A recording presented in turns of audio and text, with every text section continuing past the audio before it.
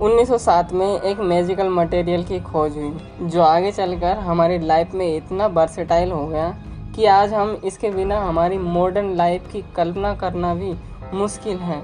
ऐसा मटेरियल जो हमारे खाने पीने, उठने बैठने से लेकर लगभग हर ज़रूरी चीज़ का हिस्सा बन गया है।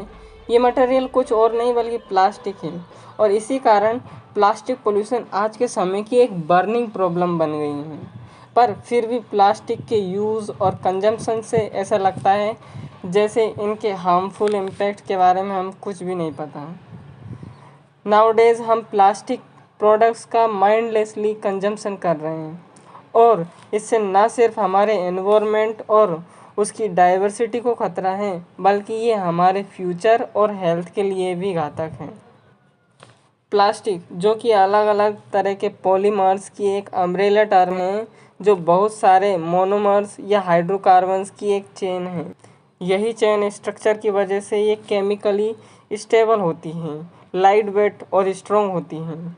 इनको इजीली किसी भी शेप और साइज़ में ढाला जा सकता है और सोने पे सुहागा, इनकी प्रोसेसिंग कॉस्ट बहुत ही लो होती है जिसकी वजह से इनको मैन्युफैक्चर करना और इनसे अलग अलग तरह के आइटम्स बनाना बड़ा ही सस्ता और आसान होता है। और इसी कारण प्लास्टिक का यूज़ लगभग हर तरह की इंडस्ट्री में किसी न किसी रूप में किया जाता है, चाहे वो एरोस्पेस इंडस्ट्री हो, construction, electronics, packaging, automobile, energy generation, furniture, medical, health care या हाईटेक मिलिट्री इक्विपमेंट।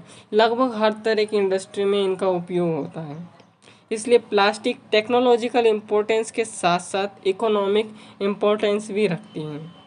पर इन प्लास्टिक्स को बनाते समय इनमें कई तरह के केमिकल्स, एडिटिव और स्टेबलाइजर्स का यूज़ किया जाता है ताकि ये और भी ज़्यादा स्ट्रॉन्ग और अच्छी क्वालिटी की बन सकें, जिसकी वजह से इनके बायोडिग्रेड होने की प्रोसेस बहुत ही धीमी हो जाती है, जिससे इनके ट्रेसेस हमें 4-5 सेंचुरी तक देखने को मिलते हैं।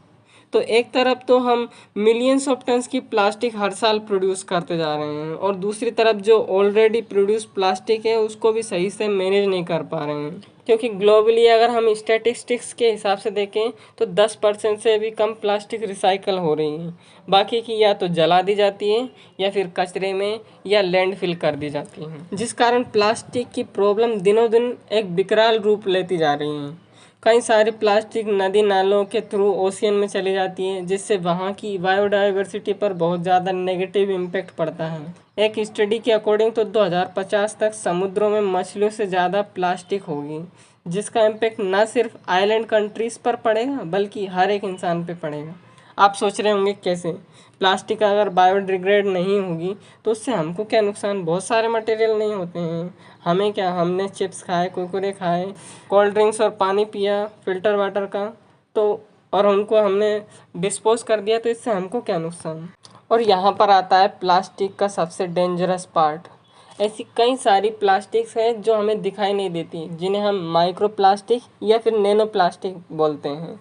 इस तरह की प्लास्टिक को हम कुछ भी करके मैनेज नहीं कर सकते, क्योंकि ये हमारे पैकेज फूड में, एयर पार्टिकल्स में और यहाँ तक कि आप जो पानी पीते हैं वाटर बॉटल का, उसमें भी होती हैं। उसमें बहुत सारे नैनो प्लास्टिक और माइक्रो प्लास्टिक होते हैं और ये बात साइंटिफिक स्टडीज़ ने भी साबित की हैं। हालांकि अभी तक इन माइक्रो प्लास्टिक का ह्यूमन हेल्थ पर क्या असर पड़ेगा इसकी कोई ब्रॉड स्टडी नहीं हुई, पर कुछ साइंटिस्ट का एस्टीमेट माने तो इनका हवा में होने से हमारे रेस्पिरेटरी सिस्टम के डिसऑर्डर जैसे अस्थमा और यहाँ तक कि लंग कैंसर भी होने की आशंका है।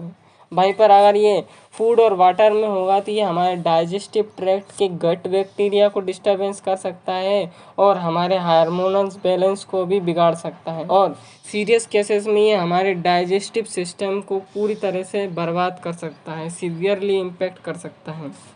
पर इसका मतलब ये तो नहीं है ना कि जब तक कोई साइंटिफिक स्टडी इनके बारे में डिस्कस नहीं करेगी तब तक हम प्लास्टिक को माइंडलेसली यूज़ करते रहेंगे। और प्लास्टिक से निपटने के लिए जो हमारी कन्वेंशनल RRR मेथड है वो भी पूरी तरह से फेल है, क्योंकि हर साल प्लास्टिक का प्रोडक्शन बढ़ता जा रहा है तो उनको रिड्यूस करने का तो कोई सवाल ही नहीं उठता है। आधी से ज़्यादा जो प्लास्टिक बनाई जा रही है वो बनाई इसलिए जा रही है उनका एक ही बार यूज़ हो सके, यानी रीयूज़ करने का भी कोई सवाल नहीं उठता है। और थर्ड जो मार्केट की जाती हैं वो है रिसाइकलिंग। जैसे कि हम जानते हैं 10% से भी कम प्लास्टिक रिसाइकल होती हैं, और ऐसा नहीं है कि अगर हम इस परसेंटेज को बढ़ा दें तो प्लास्टिक पोल्यूशन का सोल्यूशन निकल आएगा, क्योंकि प्लास्टिक की मैन्युफैक्चरिंग के दौरान ही बहुत सारे केमिकल्स ऐसे मिलाए जाते हैं जो ना सिर्फ हमारे एनवायरनमेंट के लिए घातक हैं बल्कि हमारी ह्यूमन हेल्थ के लिए भी डेंजरस हैं। और प्लास्टिक की रिसाइकलिंग से माइक्रो और नैनो प्लास्टिक की संभावना भी बहुत ज़्यादा बढ़ जाती है, जो ऐसी प्लास्टिक को पूरी तरह से हमारे यूज़ के लिए इनकम्पैटिबल बना देता है। तो फिर इनका सोल्यूशन क्या है? देखिए, प्लास्टिक पोल्यूशन से लड़ने के लिए बहुत सारे सोल्यूशन प्रपोज किए गए हैं, जैसे बायो वेस्ट, बायोडिग्रेडेबल प्लास्टिक। लेकिन इन प्लास्टिक का परसेंटेज बहुत ही कम है, 1% से भी कम। कुछ लोग प्लास्टिक से क्लॉथ्स बनाने की कोशिश कर रहे हैं, रोड बनाने की कोशिश कर रहे हैं, पर उनसे माइक्रो प्लास्टिक की संभावना और भी ज़्यादा बढ़ जाती है। कुछ लोग प्लास्टिक से फ्यूल बनाने की कोशिश कर रहे हैं, पर इस तरह की प्रोसेसेस बहुत ही धीमी होती हैं और इकोनॉमिकली वायबल नहीं होती हैं। और इसी तरह से कुछ लोग प्लास्टिक को ख़त्म भी करना चाहते हैं, जैसे प्लास्टिक ईटिंग बैक्टीरिया और एंजाइम से। कुछ लोग ओशियंस को क्लीन करने की कोशिश कर रहे हैं, पर ये इस तरह से है कि एक तरफ आप कचरा फैलाते जाओ और दूसरी तरफ से आप उसको झाड़ू लगाकर इकट्ठा करते जाओ। अगर आप प्लास्टिक नदी नालों में बहाएंगे तो ओशियन में प्लास्टिक जाती रहेगी, आप कितना ही साफ़ कर लीजिए वो साफ़ नहीं होगा कभी भी।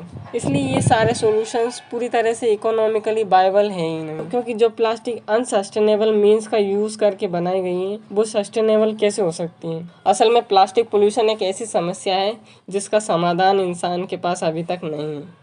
या तो हम प्लास्टिक को पूरी तरह से यूज़ करना बंद कर सकते हैं, जो कि आज के टेक्नोलॉजिकल वर्ल्ड में प्रैक्टिकल नहीं है, या फिर हम प्लास्टिक का यूज़ उन एसेंशियल आइटम्स के मैन्युफैक्चर में करें जो एब्सोल्युटली एसेंशियल हैं।